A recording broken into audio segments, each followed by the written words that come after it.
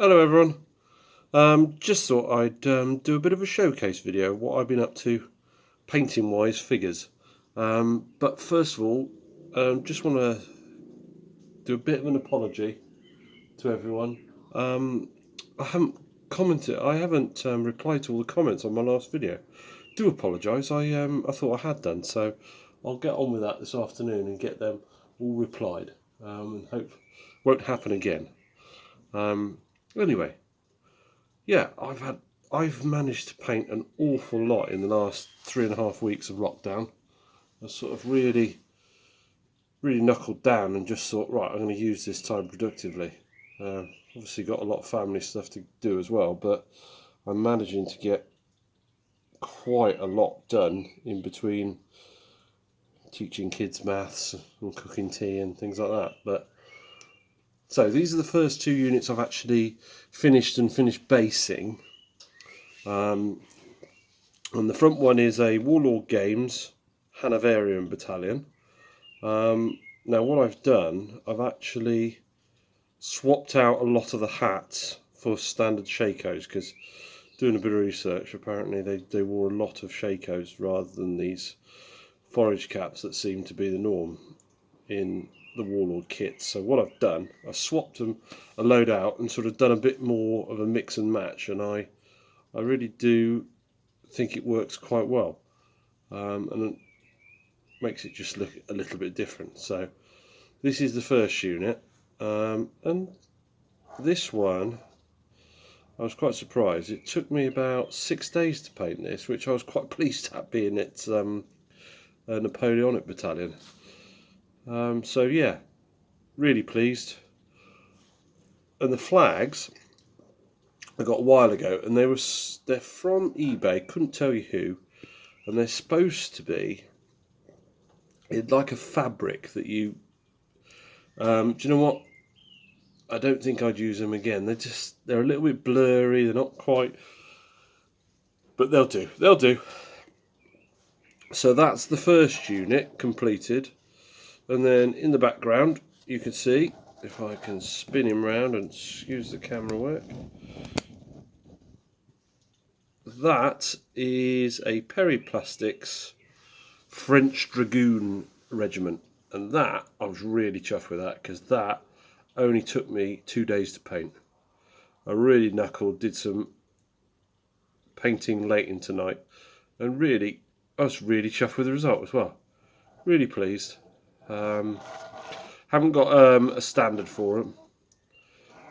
I want a standard purely because I use these guys in my skirmish as well, so I've got to make a Sabo base. I've based them all individually, and I've previously done them all the foot figures, so I can use these as a mounted and then foot. So I just need to make a Sabo base for them. So that's that. So 2 regiments done and dusted for Napoleonic wise and finished basing. So I move them to one side, bear with me 30 seconds, and then if you look down here, these are all finished.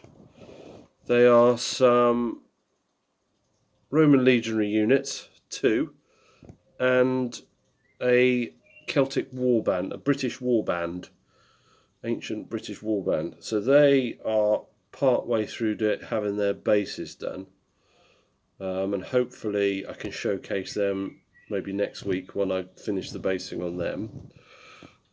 So that's them done as well. So it's been very productive.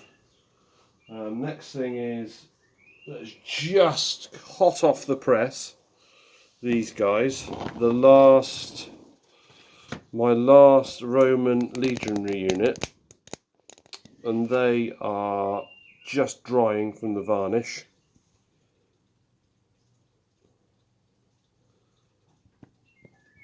So, although I'm just noticing there's a couple of the transfers that have reacted with the varnish. Look at that. Okay, we'll have to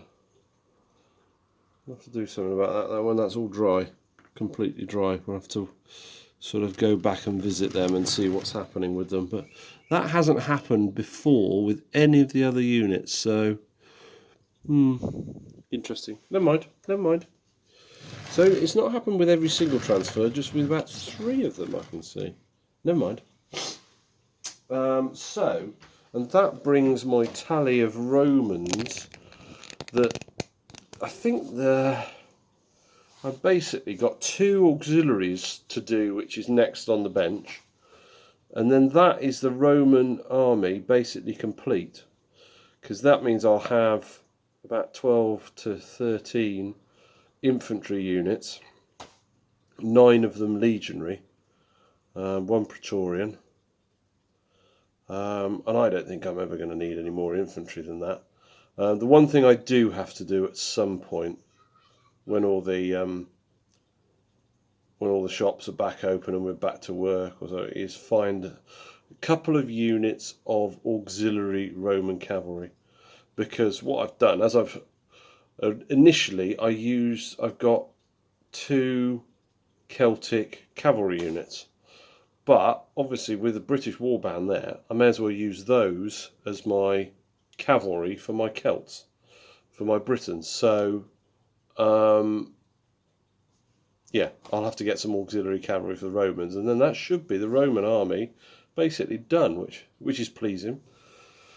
So, and then the last thing I just want to show you, I've just dug out one of my last units that I've got in the cupboard for Napoleonics, and this is on the go as we speak, a unit of chasseurs. Now these guys are quite simple. They're a unit, I think they are warlord. The only problem I've got, there's a couple of things. You know, this horse, it's a metal horse for the commander, but it's got no support at the front, so the only support is the leg at the back, and it seems the weight is pushing it forward slowly. So I'm wondering whether I might have to put a bit of foliage or something underneath that front leg and just sort of put a little bit of a rod just to hold it up and hide it with a static grass or something along those lines. But other than that, it's quite a nice unit. The only other thing I've had to do is, bizarrely, in the top of every shako, there is a like a injection point, I think. So they're all divots. So I've had to go around with a plastic putty and fill all them in. But I have to say, this set of Warlord games, I'm quite happy with the horses, because they're not, and I know people like the Warlord games stuff, but some of the horses look a bit like a cartoony mouth and face, and luckily these ones aren't. These ones, I'm quite happy with these. But yeah, that's what I'm up to. Really, over the last 3.5 weeks, a very productive time for me. Trying to make the most of it and actually not look at it all doom and gloom, because there's enough doom and gloom happening. My situation is I'm home, I'm safe, the children are safe, so that's all that really matters. And let's just get through this the best way we can. Anyway, I hope everyone's doing well, and I hope you're all safe, and I'll speak to you in the next one. All right then, bye.